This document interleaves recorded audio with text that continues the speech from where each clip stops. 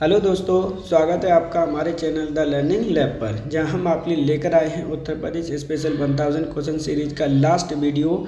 क्योंकि जैसा कि हमने आपसे प्रॉमिस किया था कि उत्तर प्रदेश स्पेशल के 1000 क्वेश्चन सीरीज को हम 1000 क्वेश्चन सॉल्व करेंगे, तो आज उसके साथ में आपका ये लास्ट वीडियो है। जो बच्चे उत्तर प्रदेश स्पेशल के अदर वीडियो देखना चाहते हैं तो ऑलरेडी चैनल पर उपलब्ध है, आप उन्हें जाकर देख सकते हैं।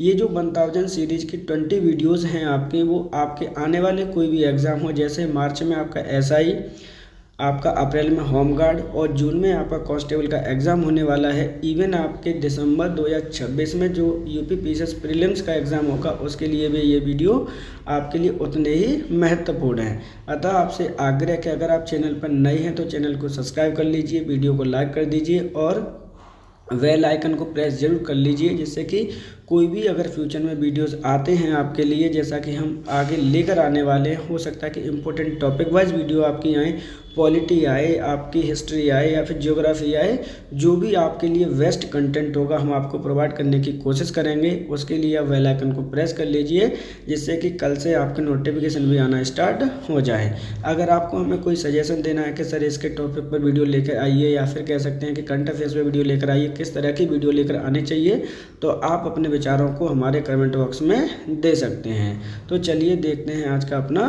पहला क्वेश्चन।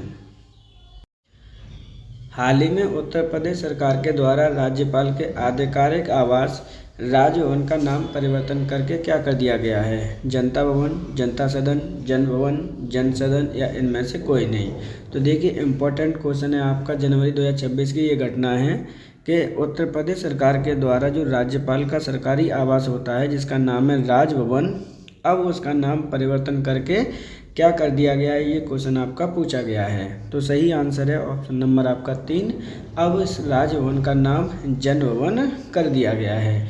अब हम जान लेते हैं आपके राज्यपाल से कुछ संबंधित प्रावधान। तो वर्तमान में जो आपकी राज्यपाल हैं वो कौन हैं? तो ध्यान रखिएगा, आनंदीबेन पटेल आपकी राज्यपाल हैं उत्तर प्रदेश की। ये क्वेश्चन आपको याद रखना है क्योंकि इम्पोर्टेंट क्वेश्चन है, ध्यान रखिएगा। ये जो आपका जन भवन है वो कहाँ पर स्थित है? तो उत्तर प्रदेश की राजधानी लखनऊ में ये स्थित है। बात करते हैं आनंदीबेन पटेल की, तो ये कहाँ से बिलोंग करती हैं? तो ध्यान रखना है, ये गुजरात से बिलोंग करती हैं। गुजरात में आपकी ये सीएम रह चुकी हैं। अभी वर्तमान में कौन है? तो वर्तमान में ये आपकी आनंदीबेन पटेल उत्तर प्रदेश की राज्यपाल हैं। तो सही आंसर क्या है? Option number 3। क्षेत्रीय आर्टिफिशियल इंटेलिजेंस इम्पैक्ट 2026 का आयोजन उत्तर प्रदेश के किस जिले में किया गया है? लखनऊ, आगरा, कानपुर, ग्रेटर नोएडा, इनमें से कोई नहीं। क्वेश्चन में आपसे पूछा गया है कि क्षेत्रीय एआई इम्पैक्ट कॉन्फ्रेंस 2026 का आयोजन उत्तर प्रदेश के कौन से ज़िले में किया गया है? तो सही आंसर है ऑप्शन नंबर आपका 1, उत्तर प्रदेश की राजधानी लखनऊ में इसका आयोजन किया गया है। अब हम जान लेते हैं कि जो उत्तर प्रदेश की राजधानी लखनऊ में इसका आयोजन किया गया है, ये कौन से नंबर की बैठक है? तो ध्यान रखना है, ये आपके 4th नंबर की बैठक है। जिसकी मेज़बानी किसके द्वारा की गई है? तो उत्तर प्रदेश सरकार के द्वारा इसकी मेज़बानी की गई है। ये चीज़ आपको याद रखनी है क्योंकि इम्पोर्टेंट क्वेश्चन है, ध्यान रखिएगा। यहाँ से पहले भी क्वेश्चन आपके पूछे जा चुके हैं। इस कॉन्फ्रेंस का जो मिशन है, या फिर कह सकते हैं कि एम क्या रखा गया है? तो एम है आपके उत्तर प्रदेश में एआई लैब का निर्माण करना, जो भी आपकी आर्टिफिशियल इंटेलिजेंस इसका यूज कर सके। दूसरा, इसका जो रिसर्च टैब्स बना सकें हम, क्या बनाना है हमें? रिसर्च आपका जो लैब्स है, या फिर कह सकते हैं कि हब बनाना है उत्तर प्रदेश को। ये इसका उद्देश्य था। सही आंसर है ऑप्शन नंबर 1, लखनऊ में इसका आयोजन किया गया है।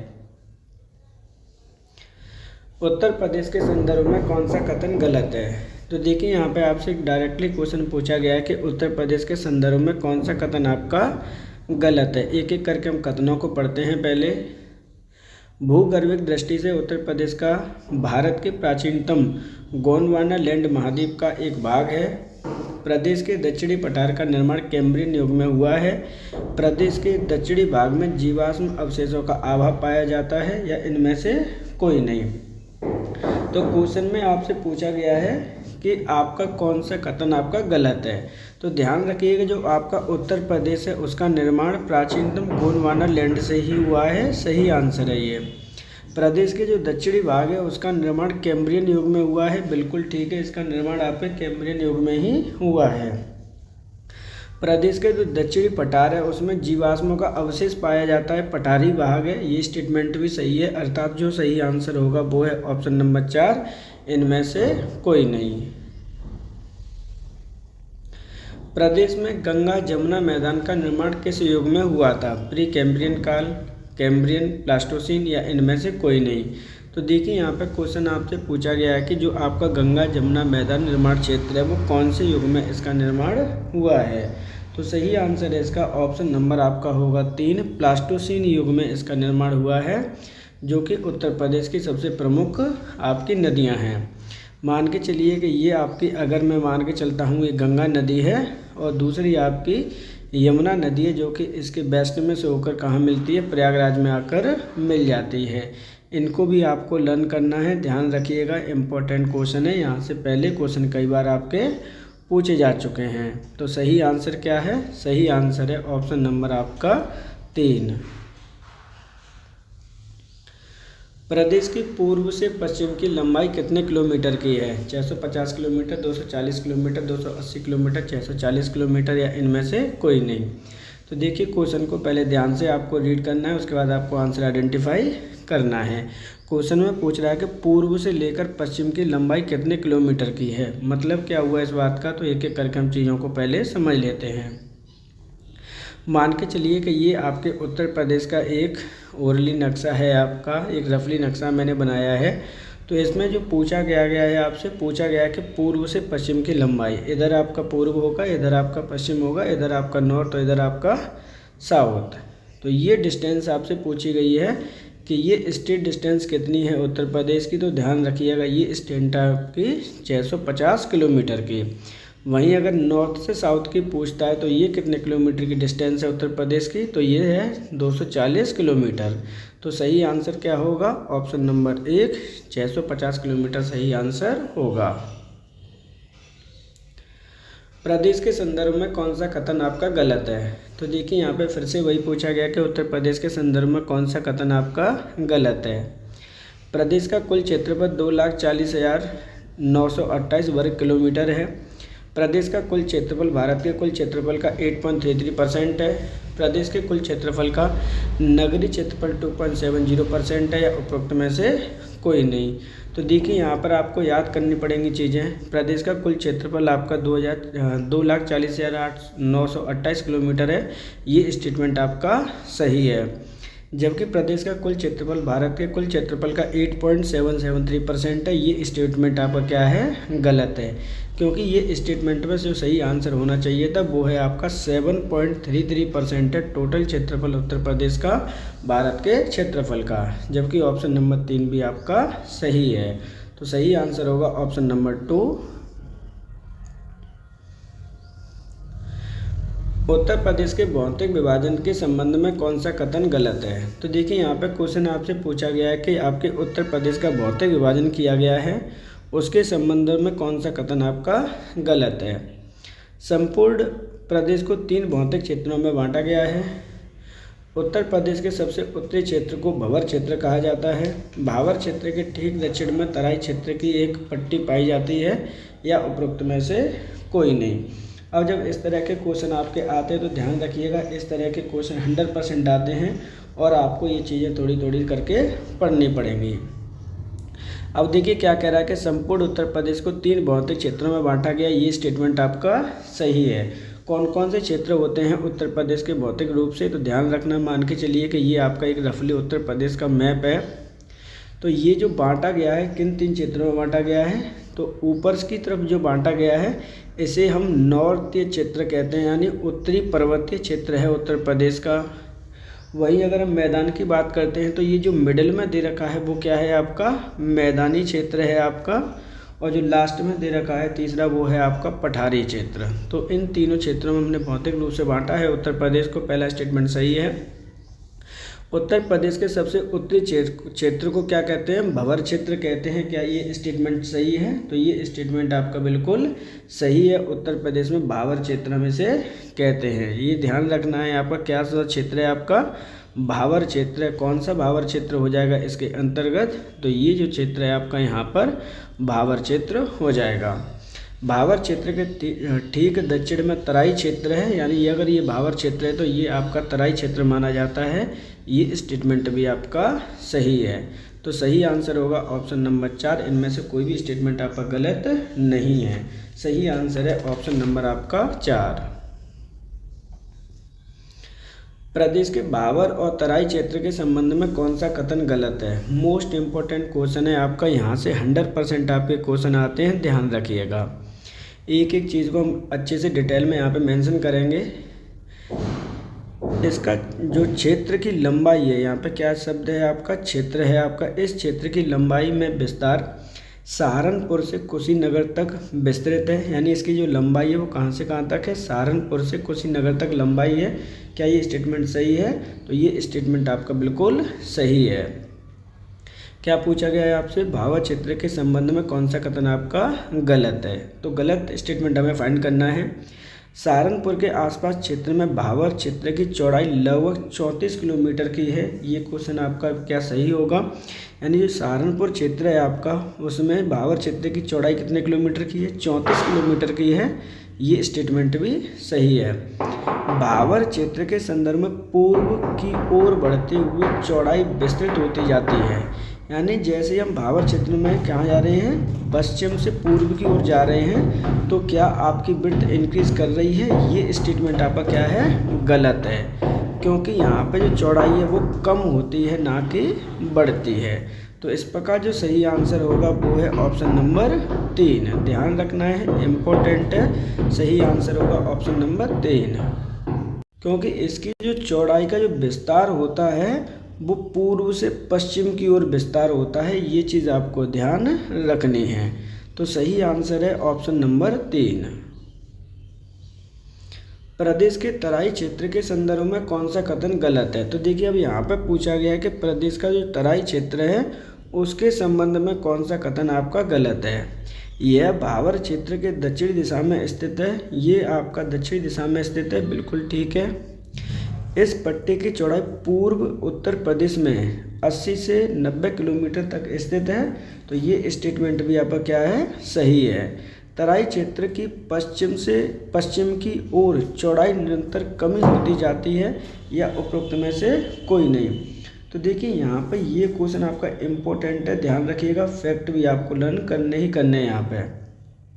तराई क्षेत्र की पश्चिम की ओर क्या है? पश्चिम की ओर चौड़ाई निरंतर कमी होती जाती है। ये स्टेटमेंट भी आपका सही है। तो सही आंसर क्या होगा इस प्रकार? Option number 4। उपरोक्त में से कोई भी स्टेटमेंट गलत नहीं है। प्रदेश के तराई क्षेत्र के संदर्भ में कौन सा कथन गलत है? तो देखिए, फिर से तराई क्षेत्र के संबंध में ही क्वेश्चन आपसे पूछा गया कि कौन सा कथन आपका गलत है। इस क्षेत्र का निर्माण महीन अवसादों से हुआ है, बिल्कुल ठीक है। इस क्षेत्र में वर्षा अधिक होने के कारण दलदल मैदान पाए जाते हैं। ध्यान रखना, ये स्टेटमेंट बिल्कुल सही है और ये चीज़ें लर्न भी करनी है।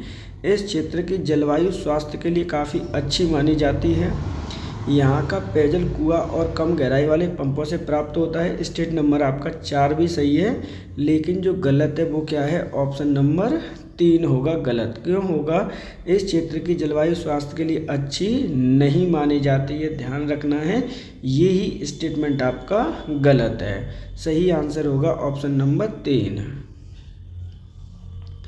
उत्तर प्रदेश के संदर्भ में कौन सा कथन आपका गलत है? तो देखिए, यहाँ पे संदर्भ में क्वेश्चन पूछा गया कि कौन सा कथन आपका गलत है उत्तर प्रदेश के संबंध में। प्रदेश के तराई क्षेत्र में अधिक वर्षा होती है, ये स्टेटमेंट आपका बिल्कुल ठीक है। तराई क्षेत्र में गन्ना और धान की खेती की जाती है, बिल्कुल ठीक है। इस क्षेत्र में साल, सेमल, साखू आदि के वृक्ष की लंबी घासें पाई जाती हैं। ये स्टेटमेंट आपको लर्न करना है, इम्पोर्टेंट है, ध्यान रखिएगा। ये स्टेटमेंट भी क्या है आपका? बिल्कुल ठीक है। तो सही आंसर है ऑप्शन नंबर 4। उपरोक्त में से कोई भी स्टेटमेंट आपका गलत नहीं है।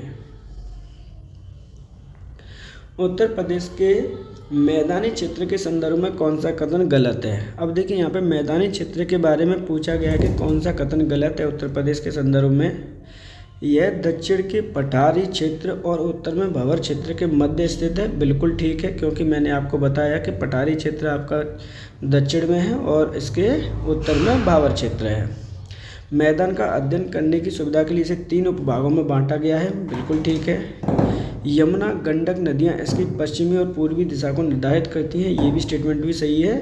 सही आंसर है ऑप्शन नंबर आपका 4। इनमें से कोई भी स्टेटमेंट आपका गलत नहीं है। प्रदेश के मैदानी क्षेत्र की समानता ऊंचाई कितनी है? यहाँ पर आपसे पूछा गया है कि जो प्रदेश का मैदानी क्षेत्र है उसकी ऊंचाई कितनी है। इम्पोर्टेंट क्वेश्चन है, ध्यान रखिएगा। इस तरह के क्वेश्चन 100% आपके आएंगे ही आएंगे मैदानी क्षेत्र से संबंधित। क्या पूछा गया है? 80 से 30 मीटर की, 50 से 250 मीटर की, 40 से 200 मीटर की, 100 से 300 मीटर की, या इनमें से कोई नहीं? तो सही आंसर होगा ऑप्शन नंबर आपका 1, 80 से 300 मीटर की ऊंचाई है मैदानी क्षेत्र की। सही आंसर है ऑप्शन नंबर 1। प्रदेश के मैदानी क्षेत्र की ढलान किस ओर है? उत्तर पश्चिम से दक्षिण पूर्व की ओर, उत्तर पश्चिम से दक्षिण पश्चिम की ओर, उत्तर दक्षिण से दक्षिण पूर्व की ओर, या इनमें से कोई नहीं। आपसे क्वेश्चन पूछा गया कि इसके ढलान के बारे में क्या है, तो इसका जो ढलान है इम्पोर्टेंट है, ध्यान रखिएगा। सही आंसर होगा ऑप्शन नंबर 1, उत्तर पश्चिम से दक्षिण पूर्व की ओर इसकी ढलान है उत्तर प्रदेश के मैदानी क्षेत्र की। सही आंसर है ऑप्शन नंबर 1। उस क्षेत्र को क्या कहा जाता है जहां नदियों के बाढ़ का पानी नहीं पहुंच पाता तथा वहां पुरानी कौप मिट्टी का जमाव होता है? बांगर क्षेत्र, खादर क्षेत्र, बेहड़ क्षेत्र, इनमें से कोई नहीं। तो देखिए, इस तरह के क्वेश्चन आपसे पूछे ही जाएंगे। नदियों का पानी क्या है, वहाँ नहीं पहुँच पाता और पुरानी कांप मिट्टी पाई जाती है, उस क्षेत्र को कहते हैं हम बांगर। क्या कहते हैं? बांगर क्षेत्र कहते हैं। ध्यान रखना है, ये पुरानी मिट्टी है आपकी, क्या है, ओल्ड मिट्टी है ये चीज़ को आपको याद रखना है। वहीं खादर क्षेत्र वो होता है जहाँ पर बारी बारी से आपकी पानी आता रहता है, कह सकते हैं कि इसको ये न्यू सोइल होती है। तो सही आंसर क्या है? Option number 1। वह क्षेत्र जहाँ नदियों द्वारा प्रतिवर्ष पानी की परतें, देखिए प्रतिवर्ष मिट्टी की परतों में परिवर्तन आता है, अत्यंत उपजाऊ मिट्टी मानी जाती है, उस क्षेत्र को क्या कहते हैं? बांगर, खादर, बेहड़, या इनमें से कोई नहीं। तो सही आंसर है ऑप्शन नंबर 2, उस क्षेत्र को हम खादर क्षेत्र कहते हैं। खादर क्षेत्र में हमेशा आपके ध्यान रखिएगा कि आपकी न्यू सॉइल होती है, इसलिए वो कैसी होती है? अधिक उपजाऊ होती है। खादर क्षेत्र में कौन सी नदियों के अधिक आवरण क्षय होने से बेहड़ का निर्माण होता है? यमुना, चंबल, उपरोक्त में से दोनों, या उपरोक्त में से कोई नहीं। तो देखिए, यहाँ पे पूछा गया कि कौन से अधिक आवरण क्षय होने के कारण बेहड़ का निर्माण होता है। कौन सी 2 नदियाँ हैं जिनके ये बेहड़ का निर्माण करती हैं? इम्पोर्टेंट क्वेश्चन है, ध्यान रखना है। इस तरह के क्वेश्चन पहले आपसे पूछे गए हैं और आगे भी पूछे जाते रहेंगे। तो जो सही आंसर है वो है ऑप्शन नंबर आपका यहाँ पर 3, उपरोक्त दोनों, क्योंकि थोड़ी बहुत आपकी यमुना और चंबल दोनों ही रेस्पॉन्सिबल हैं बेहड़ बनाने में। लेकिन अगर यमुना का ऑप्शन में नहीं आया तो आप चंबल ही टिक करके आएंगे, ध्यान रखना है ये चीज़। सही आंसर क्या है? Option number 3। प्रदेश के दक्षिणी पठार के क्षेत्र में कौन सा कथन गलत है? अब हम बात करते हैं दक्षिणी पठार की कि जो प्रदेश का स्थित है उसमें कौन सा कथन आपका गलत है। यह मैदानी क्षेत्र के दक्षिण में स्थित है, बिल्कुल ठीक है। प्रदेश का दक्षिणी भाग प्रायद्वीप भारत का पश्चिमी विस्तार है। इस क्षेत्र को बुंदेलखंड पठार के नाम से भी जानते हैं, तीसरा स्टेटमेंट सही है। इसके उत्तरी सीमा पर यमुना नदी, गंगा नदी और दक्षिणी सीमा पर विंध्य पर्वत होता है, या इनमें से कोई नहीं। अब ये क्वेश्चन है आपका, एक बार में कर ही नहीं सकते आप। इस क्वेश्चन को आप दोबारा पढ़ लीजिए जिससे कि आप चीज़ों को आइडेंटिफाई कर पाएँ ईजिली तरीके से। फिर से मैं पढ़ रहा हूँ इस क्वेश्चन को, ध्यान रखना है। देखिए, यह मैदानी क्षेत्र के दक्षिण में स्थित है, ये तो आपको ऑलरेडी पता चल चुका है कि पठारी क्षेत्र है तो मैदानी क्षेत्र है सर, तो दक्षिण में ही होगा। प्रदेश का दक्षिणी भाग प्रायद्वीप भारत का पश्चिमी विस्तार है। क्या ये पश्चिमी विस्तार है या नहीं है, ये चेक करना पड़ेगा आपको। इस क्षेत्र का बुंदेलखंड के पठार के नाम से जानते हैं, ये तो सही है। इसकी उत्तरी सीमा पर यमुना नदी है और दक्षिणी सीमा पर विंध्य पर्वत क्षेत्र है। ये स्टेटमेंट भी आपका सही है। जो सही आंसर होगा वो है ऑप्शन नंबर आपका 2। प्रदेश का दक्षिणी भाग प्रायद्वीप का पश्चिमी विस्तार न होकर कौन सा विस्तार है आपका? उत्तरी विस्तार है। तो सही आंसर है ऑप्शन नंबर 2। प्रदेश के दक्षिणी पठार का ढलान किस दिशा में है? दक्षिण से उत्तर की ओर, पश्चिम से पूर्व की ओर, उत्तर से दक्षिण की ओर, पूर्व से पश्चिम की ओर, इनमें से कोई नहीं। तो जो दक्षिणी पठार क्षेत्र है आपका, उसकी ढलान है आपके दक्षिण से उत्तर की ओर है। क्या है? दक्षिण से उत्तर की ओर है, ध्यान रखना है। अब देख लीजिए इसके स्टेटमेंट में, जैसे मान के चलिए कि ये यूपी का एक मैप है और यहाँ पर आपका जो दक्षिणी पठार क्षेत्र है वो कौन सा है? ये वाला है, दक्षिणी पठार क्षेत्र है। यहाँ की जो नदियाँ हैं वो इस तरह से मूवमेंट करती हैं, तो इसलिए जो दिशा है इसकी वो क्या है? दक्षिण से उत्तर की ओर है। बुंदेलखंड क्षेत्र के अंतर्गत कौन सा जिला नहीं आता? ललितपुर, महोबा, बांदा, श्रावस्ती, इनमें से कोई नहीं। तो देखिए यहाँ पे क्वेश्चन पूछा गया है कि बुंदेलखंड क्षेत्र के अंतर्गत इनमें से कौन सा जिला नहीं आता? तो सही आंसर है ऑप्शन नंबर आपका 4, श्रावस्ती इसके अंतर्गत आपका नहीं आता। ललितपुर, महोबा और बांदा तीनों आते हैं, लेकिन श्रावस्ती आपका नहीं आता, क्योंकि श्रावस्ती आपके कहाँ पर स्थित है? श्रावस्ती आपका उत्तर प्रदेश के नॉर्थ डायरेक्शन में स्थित है, जिसकी लिटरेसी रेट सबसे क्या है? कम है। ये चीज़ आपको याद रखनी है, लीस्ट है। ऑप्शन नंबर 4 सही आंसर होगा। बुंदेलखंड क्षेत्र की औसत ऊंचाई कितने मीटर की है? 250 मीटर, 300 मीटर, 400 मीटर, 450 मीटर या इनमें से कोई नहीं। तो बुंदेलखंड की औसत ऊंचाई आपसे पूछी गई है, इम्पोर्टेंट क्वेश्चन है। सही आंसर होगा ऑप्शन नंबर 2, 300 मीटर की बुंदेलखंड की औसत ऊंचाई है। और जो बुंदेलखंड क्षेत्र है वो उत्तर प्रदेश के कौन सी डायरेक्शन में स्थित है? तो ध्यान रखना, ये उत्तर प्रदेश की साउथ डायरेक्शन में आपका स्थित है। सही आंसर है ऑप्शन नंबर 2।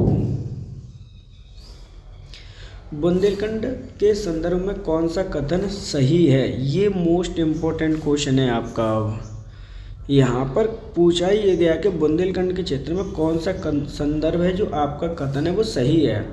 यह पत्थर प्राचीन चट्टानों और नीच चट्टानों से निर्मित है। पहला स्टेटमेंट आपका बिल्कुल ठीक है, ये इनसे ही मिलकर बना हुआ है। भूमि पता कंकरीली और उजाड़ होती है, बिल्कुल सही है, क्योंकि यहाँ पर आप सभी को पता है कि क्रॉप बिल्कुल भी नहीं होती है, बहुत कम होती है। यहाँ की पहाड़ियाँ घर्षित और अवशिष्ट रूप से पाई जाती हैं, बिल्कुल ठीक है। ऑप्शन नंबर 4 है उपरोक्त सभी या उपरोक्त में से कोई नहीं। तो सही आंसर होगा ऑप्शन नंबर 4, उपरोक्त में से सभी स्टेटमेंट क्या हैं? सही हैं आपके। निम्नलिखित में से कौन सी नदी बुंदेलखंड क्षेत्र में नहीं पाई जाती? सोन, केन, बेतवा, गोमती, इनमें से कोई नहीं। तो आप सभी को पता है कि कौन सी नदी आपके बुंदेलखंड क्षेत्र में नहीं पाई जाती है। सही आंसर है ऑप्शन नंबर 4, गोमती नदी।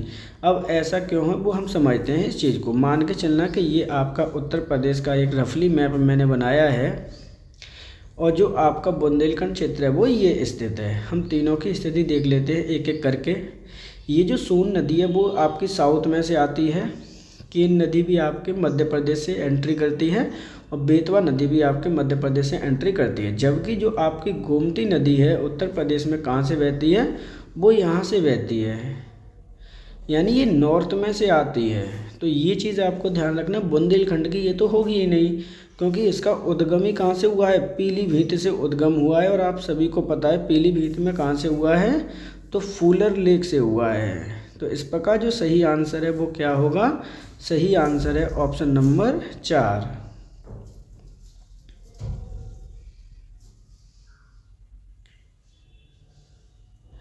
बुंदेलखंड क्षेत्र की नदियों के संदर्भ में कौन सा कथन गलत है? देखिए वहाँ पे जो नदियाँ उद्गमित हुई हैं उनके संदर्भ में पूछा गया है कि कौन सा कथन आपका गलत है। नदियों के पठारी क्षेत्र में संकीर्ण घाटियाँ पाई जाती हैं। यहाँ पर नदियाँ अनेक जलप्रपातों का निर्माण करती हैं। इस क्षेत्र की प्रमुख नदी चंबल, बेतवा और गंगा टोन्स है, या उपरोक्त में से कोई नहीं। क्वेश्चन पूछा गया कौन सा गलत है, तो इनमें से जो सही आंसर है वो है ऑप्शन नंबर 3, क्योंकि आप सभी को पता है कि जो छोटी छोटी सी गलतियां होती हैं वही देखनी है, क्योंकि गंगा नदी यहाँ पे नहीं बहती है। संकीर्ण घाटियों का निर्माण करता है, बिल्कुल ठीक है। जलप्रपात अनेक होते हैं, ये भी सही था, लेकिन ऑप्शन नंबर 3 गलत है आपका। चंबल बहती है, बेतवा बहती है, टोंस बहती है, लेकिन गंगा नदी नहीं बहती। तो सही आंसर है ऑप्शन नंबर 3। बुंदेलखंड क्षेत्र के संदर्भ में कौन सा कथन आपका सही है। अब यहाँ पूछा गया कि कौन सा कथन सही है बुंदेलखंड क्षेत्र के बारे में। तो ध्यान रखना है, पूरे पठारी क्षेत्र में वर्षा कम होती है, बिल्कुल ठीक है। यहाँ के वृक्षों का आकार छोटा होता है, यहाँ की अधिकांश भूमि कृषि के लिए अयोग्य है, सभी कथन सत्य हैं या इनमें से कोई नहीं। तो यहाँ पे वृक्षों का आकार छोटा होता है, कटीले होते हैं, अधिकांश कृषि अयोग्य है, बिल्कुल ठीक है। तो ऑप्शन नंबर होगा 4, उपरोक्त में से सभी कथन सही हैं। प्रदेश के किस क्षेत्र में सामान्यतः लाल मिट्टी पाई जाती है। पश्चिमी क्षेत्र, तराई क्षेत्र, मैदानी क्षेत्र, पठारी क्षेत्र, इनमें से कोई नहीं। तो प्रदेश के कौन से क्षेत्र में आपकी सामान्यतः लाल मिट्टी पाई जाती है, क्वेश्चन आपसे पूछा गया है। इस तरह के क्वेश्चन आते हैं, ध्यान रखना है। क्वेश्चन में क्या पूछा गया है कि जो आपकी लाल मिट्टी है वो कौन से क्षेत्र में आपकी पाई जाती है। तो सही आंसर है ऑप्शन नंबर आपका 4, पठारी क्षेत्र में। प्रदेश के किस क्षेत्र में जलाशयों का निर्माण कर सिंचाई तथा पीने योग्य जल की व्यवस्था की जाती है। बुंदेलखंड क्षेत्र, भावर क्षेत्र, गंगा यमुना मैदान, पूर्वी तराई क्षेत्र मैदान, या इनमें से कोई नहीं। तो देखिए, जलाशयों का निर्माण करके कौन से क्षेत्र में सिंचाई की जाती है और पीने योग्य जल की व्यवस्था की जाती है। सही आंसर होगा ऑप्शन नंबर 1, बुंदेलखंड क्षेत्र में।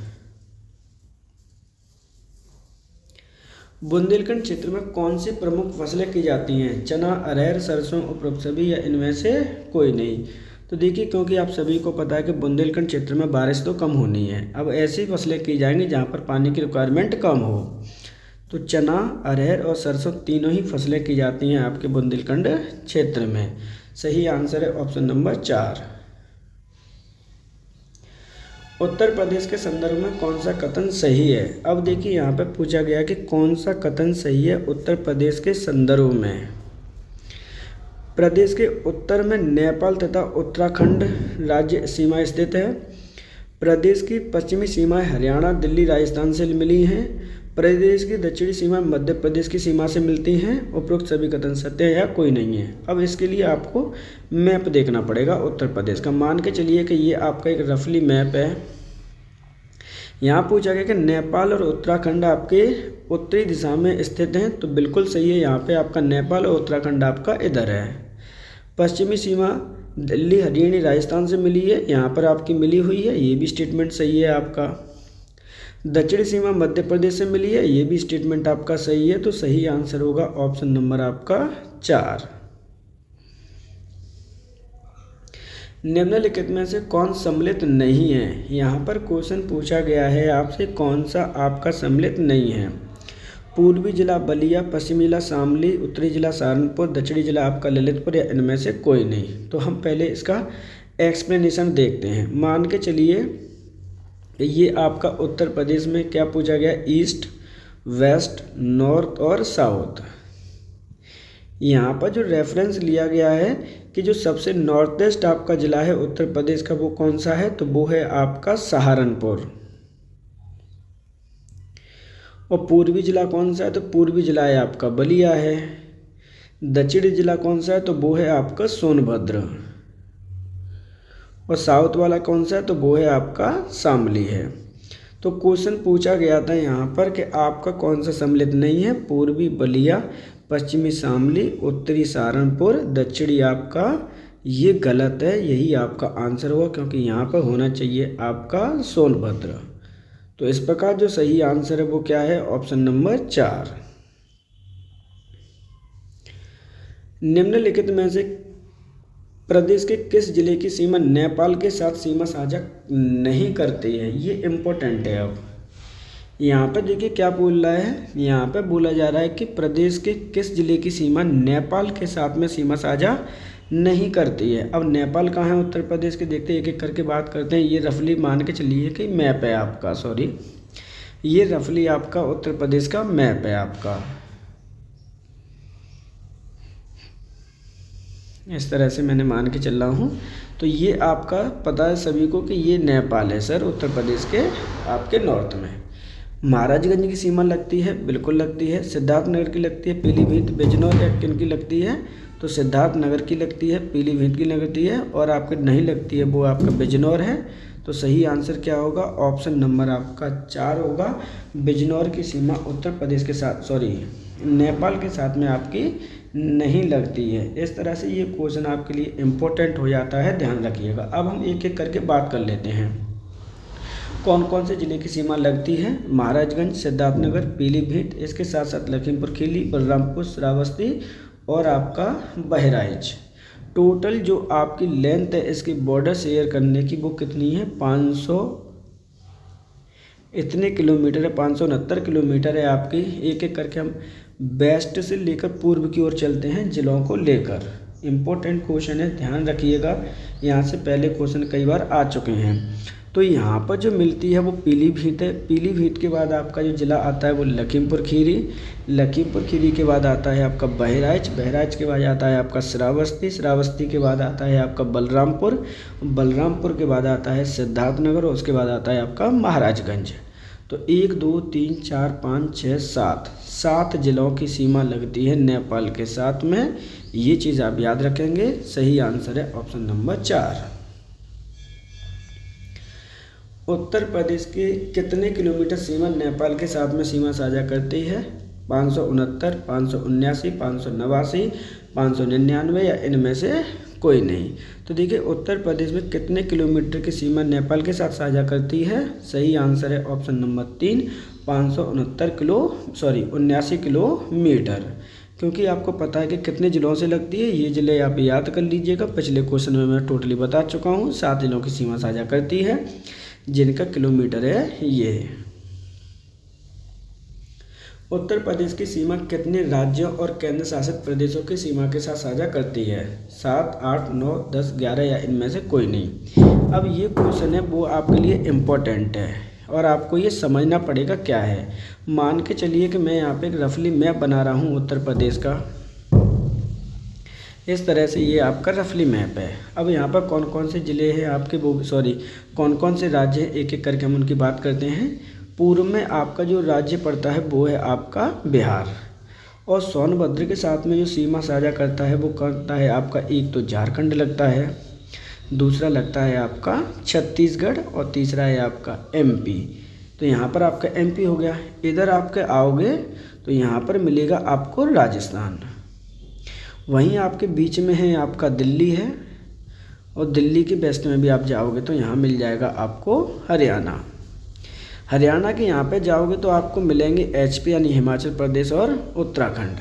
अब काउंट कर लीजिए कितने ज़िले और कितने राज्य हैं, 1 2 3 4 5 6 7 8 9, यानी टोटल केंद्र शासित और राज्यों को पूछा जाएगा तो आंसर आएगा ऑप्शन नंबर 2, 9 हैं आपके जो कि सीमा साझा करते हैं UP से। निम्नलिखित में से प्रदेश का कौन सा जिला उत्तराखंड के साथ सीमा साझा नहीं करता, सहारनपुर, मुजफ्फरनगर, बागपत, बिजनौर या इनमें से कोई नहीं। तो देखिए यहाँ पे क्वेश्चन पूछा गया कि कौन सा जिला आपका उत्तराखंड के साथ सीमा साझा नहीं करता। इसको आंसर देखने से पहले हम देख लेते हैं कि कौन कौन से ज़िले आपके साथ उत्तराखंड के साथ सीमा साझा करते हैं। टोटल जो ज़िलों की संख्या है वो कितनी है, आपके 7 ज़िलों की सीमा है आपके जो उत्तराखंड के साथ में सीमा साझा करते हैं। कौन कौन से हैं एक एक करके उन्हें भी देख लीजिए, जिससे कि आंसर आइडेंटिफाई करने में आपको मदद मिले। उनमें से एक है आपका सहारनपुर, दूसरा है आपका मुजफ्फरनगर, तीसरा है आपका बिजनौर, चौथा है आपका मुरादाबाद, 5वां है आपका रामपुर, 6वां है आपका बरेली, 7वां है आपका पीलीभीत। अब इनमें से कौन सा नहीं आ रहा है वही आपका आंसर होगा। तो आंसर है ऑप्शन नंबर 3, बागपत जिले की सीमा उत्तराखंड के साथ में सीमा साझा नहीं करती। उत्तर प्रदेश के कितने ज़िले हरियाणा के साथ सीमा साझा करते हैं, 4, 5, 6, 7, इनमें से कोई नहीं। तो हरियाणा के साथ में सीमा साझा कितने ज़िले करते हैं, ये क्वेश्चन देखने से पहले इसके भी देख लीजिए कितने ज़िले करते हैं कितने नहीं करते हैं। टोटल आपके 6 ज़िलों की सीमा साझा होती है आपकी। कौन कौन से ज़िले सीमा साझा करने वाले, तो ध्यान रखिएगा। एक है आपका सहारनपुर, उसके बाद है आपका शामली है, शामली के बाद आपका बागपत, बागपत के बाद आपका गौतम बुद्ध नगर, और गौतम बुद्ध नगर के साथ में है आपका अलीगढ़ और मथुरा। 1 2 3 4 5 6 जिलों से सीमा साझा करता है आपका हरियाणा उत्तर प्रदेश के साथ में। प्रदेश के कौन से जिला दिल्ली के साथ सीमा साझा करता है? गाजियाबाद, सहारनपुर, गौतम बुद्ध नगर, विकल्प 1 और 3 दोनों, या इनमें से कोई नहीं।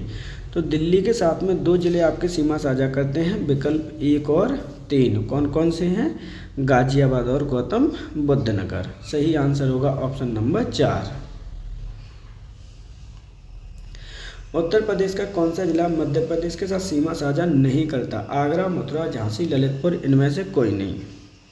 तो देखिए यहाँ पे बात करते हैं उत्तर प्रदेश का कौन सा जिला है जो मध्य प्रदेश के साथ में सीमा साझा नहीं करता है। तो देखिए आपका आगरा भी करता है, झांसी करता है, ललितपुर करता है, लेकिन आपका मथुरा नहीं करता। तो सही आंसर क्या होगा? Option number 2।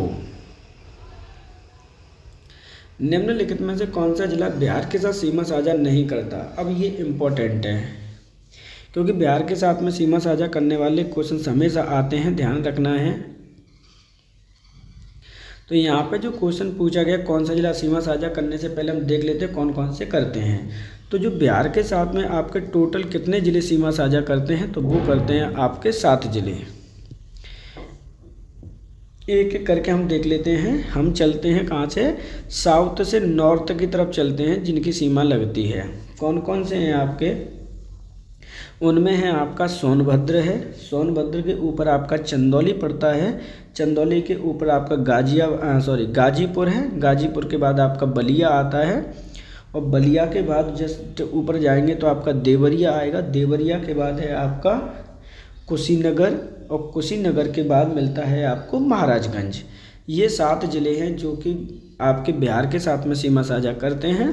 तो कौन सा नहीं करता?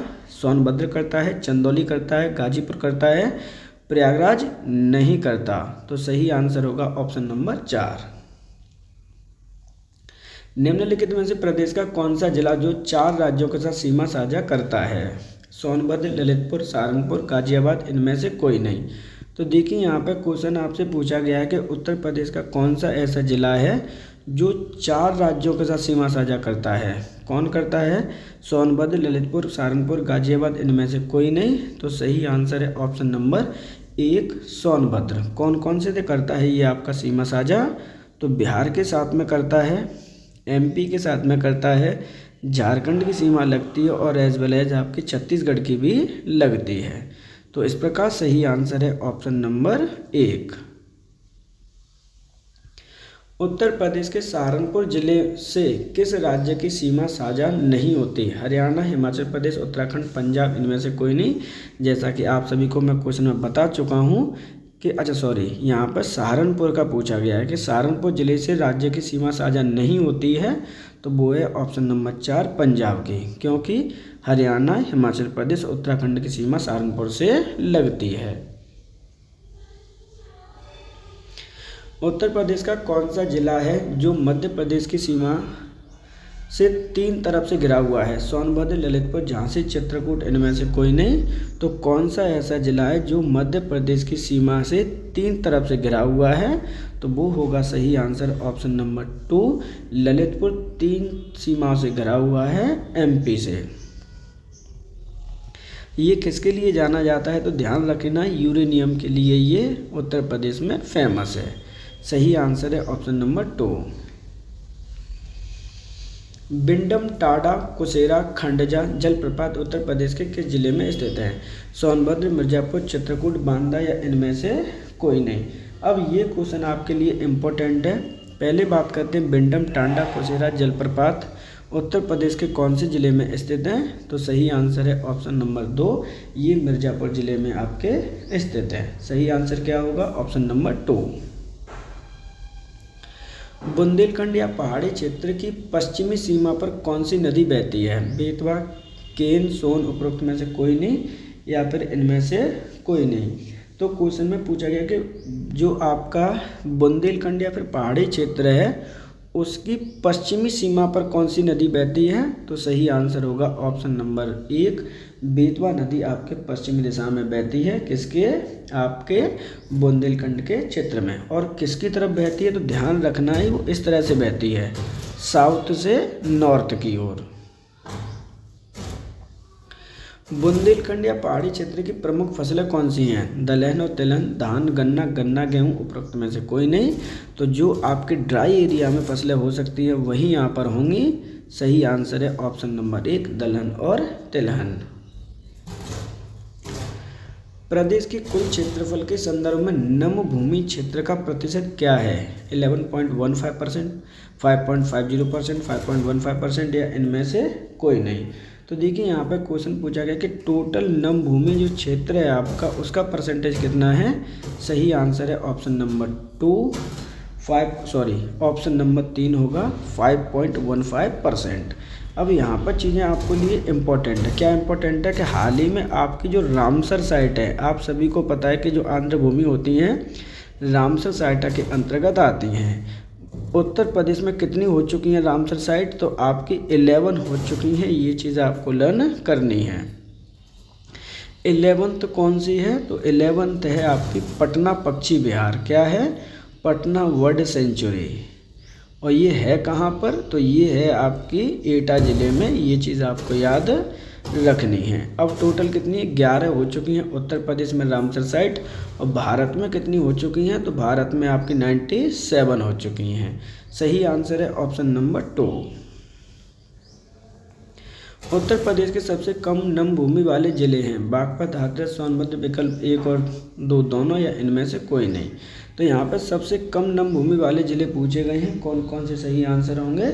बागपत और हाथरस। ऑप्शन नंबर 4 होगा, विकल्प 1 और 2 दोनों। कितने परसेंट है यहाँ पे? तो 0.18% है नम भूमि। उत्तर प्रदेश में किस प्रकार की जलवायु पाई जाती है? तो देखिए यहाँ पे पूछा गया है कि उत्तर प्रदेश में किस प्रकार की जलवायु पाई जाती है।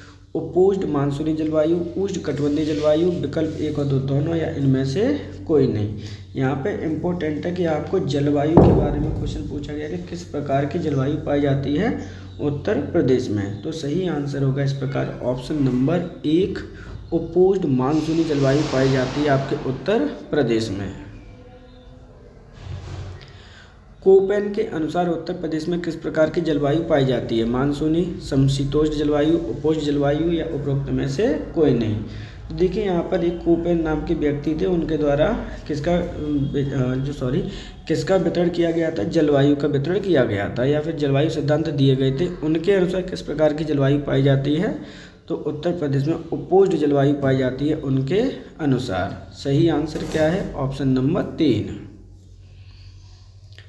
उत्तर प्रदेश के किस क्षेत्र में सर्वाधिक औसत तापमान पाया जाता है? पश्चिमी क्षेत्र, पूर्वी क्षेत्र, बुंदेलखंड क्षेत्र, बघेलखंड क्षेत्र या इनमें से कोई नहीं।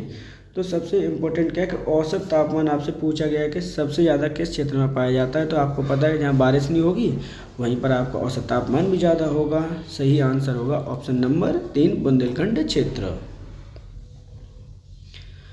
ग्रीष्म ऋतु में उत्तर प्रदेश में औसत तापांतर कितना रहता है? 10 डिग्री, 15 डिग्री, 14 डिग्री, 13 डिग्री या इनमें से कोई नहीं। अब देखिए जब इस तरह के क्वेश्चन आते हैं तो आपके लिए इम्पोर्टेंट हो जाते हैं। इम्पोर्टेंट इसलिए हो जाते हैं कि आपको पहले पता होना चाहिए कि तापांतर होता क्या है। यहाँ पर बोला गया कि ग्रीष्म ऋतु में औसत तापांतर कितना रहता है उत्तर प्रदेश में। ये जब इस तरह के क्वेश्चन आते हैं तो आपके लिए थोड़े से टफ हो जाते हैं। डाटा लर्न भी करना पड़ता है इन चीज़ों के लिए। तो देखिए तापांतर का मतलब क्या है कि जैसे दिन में तापांतर कुछ है आपका और रात में कुछ है, तो ये मोस्टली कितना रहता है ये चीज़ आपके पूछी गई है क्वेश्चन में कि इनका औसत या एवरेज कितना रहता है टेम्परेचर का। तो सही आंसर यहाँ पे है ऑप्शन नंबर। देखिए इस क्वेश्चन को थोड़ा सा कंफ्यूजिंग है तो मैं इस क्वेश्चन का आंसर आपके लिए छोड़ देता हूँ। आप गूगल से इसका आंसर आइडेंटिफाई करने की कोशिश कीजिएगा। ये आपका मान के चलिए कि आपका होमवर्क में है और इसका आंसर आप कमेंट बॉक्स में भी दे सकते हैं, ध्यान रखना है। इसके बदले में नेक्स्ट क्वेश्चन और ले लेता हूँ इसी का। प्रदेश में मई और जून के महीने में चलने वाली गर्म हवाओं को क्या कहा जाता है? लू, समीर, वेस्टर्न ब्लीज या इनमें से कोई नहीं। तो उत्तर प्रदेश के मई और जून में जो गर्मी की हवा चलती है, आंधी ब्यार चलती है, उनको हम क्या कहते हैं? उनको हम लू कहते हैं। ये चीज़ आपको याद रखनी है। सही आंसर क्या होगा? Option number 1। ग्रीष्म ऋतु में प्रदेश के किस जिले में सबसे कम और सबसे अधिक गर्मी पड़ती है? बरेली, झांसी, बदायूं, ललितपुर, गोरखपुर, आगरा, गोरखपुर, मथुरा। यहाँ पर क्वेश्चन पूछा गया है कि प्रदेश के ग्रीष्म ऋतु में सबसे कम और सबसे अधिक आपकी गर्मी पड़ती है। तो सही आंसर है सबसे कम आपकी बरेली और सबसे हाईएस्ट आपका झांसी। तो सही आंसर क्या होगा? Option number 1। उत्तर प्रदेश के अधिकांश मानसूनी वर्षा किससे प्राप्त होती है? तो देखिए यहाँ पर पूछा गया है कि कौन से मानसूनी वर्षा प्राप्त होती है।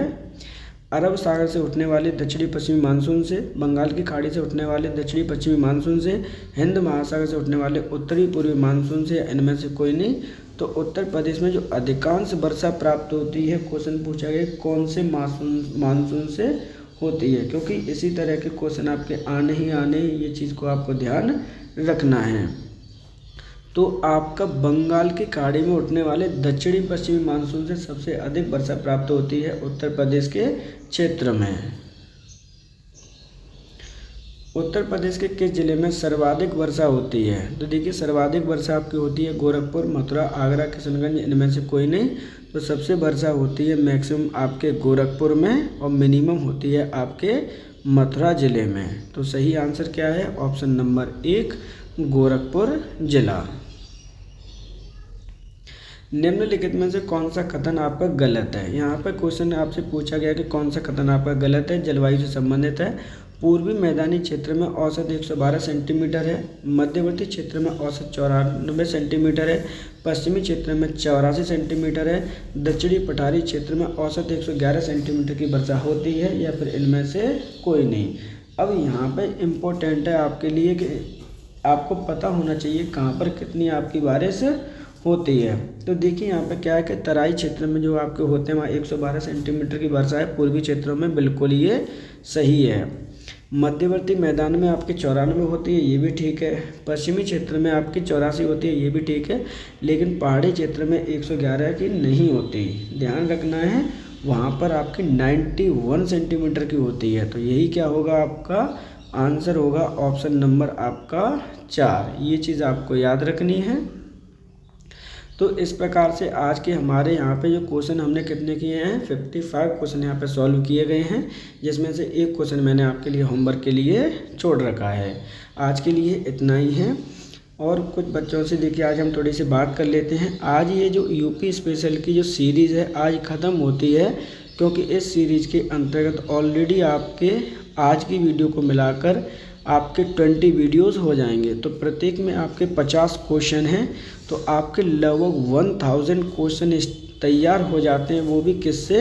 उत्तर प्रदेश से संबंधित, जिसके अंतर्गत हमने करंट अफेयर्स ऐड किया है, बजट ऐड किया है, प्लस PYQ ऐड किए हुए हैं और इम्पोर्टेंट क्वेश्चन ऐड हुए हैं। तो इस सीरीज को देखना बिल्कुल मत भूलिएगा, चाहे वो कोई भी आपका एग्ज़ाम क्यों ना हो उत्तर प्रदेश से संबंधित। कुछ की एग्ज़ाम डेट भी अनाउंस हो चुकी है, जैसे SI का एग्ज़ाम आपका मार्च में आने वाला है, वहीं होमगार्ड का आपका अप्रैल में है, और कांस्टेबल का ऑलरेडी डेट अनाउंस हो चुकी है कि इसका जून में एग्ज़ाम होना है। तो सभी एग्ज़ाम्स के लिए Uttar Pradesh special 1000 question series most important है, ध्यान रखिएगा। बहुत जल्द हम या तो कांस्टेबल का सीरीज स्टार्ट करने वाले हैं, या फिर कह सकते हैं कि कॉमन वीडियो सीरीज स्टार्ट करने वाले हैं, जो कि इम्पोर्टेंट टॉपिक्स होंगे आपके। जैसे मान के चलिए कि अभी वित्त आयोग की आपकी रिपोर्ट आई है, अब वित्त आयोग से संबंधित आपके सभी कंसेप्ट आते हैं, क्योंकि यहाँ से आपके पंचायती विभाग ढेर सारे क्वेश्चन आपके पूछता है, कांस्टेबल में क्वेश्चन पूछे जाते हैं, SI में भर भर के क्वेश्चन आपके पूछे जाते हैं। तो इम्पोर्टेंट पॉइंटों पे भी आपकी वीडियो जल्द से जल्द अवेलेबल होंगी। आपसे सिर्फ इतनी ही रिक्वेस्ट है कि अगर आप चैनल पर नए हैं तो चैनल को सब्सक्राइब कर लीजिए, वीडियो को लाइक कर दीजिए, बेल आइकन को प्रेस कर लीजिए, जिससे कि आने वाली वीडियो का नोटिफिकेशन भी प्राप्त हो सके। अगर आपको उत्तर प्रदेश स्पेशल का करंट पढ़ना है पूरे 2025 का, तो ऑलरेडी वीडियो चैनल पर उपलब्ध है, आप वहां पर जाकर देख सकते हैं। अगर आपको 2026 का करंट अफेयर्स देखना है जनवरी महीने का, तो वो वीडियो भी अवेलेबल है। अगर आप कोई बच्चा सेंट्रल का बजट देखना चाहते हैं जो 25, 26, 27 में आया हुआ है, वो भी वीडियो अवेलेबल है, आप वहां पर जाकर देख सकते हैं। तो आज के लिए इतना ही, आप सभी का धन्यवाद।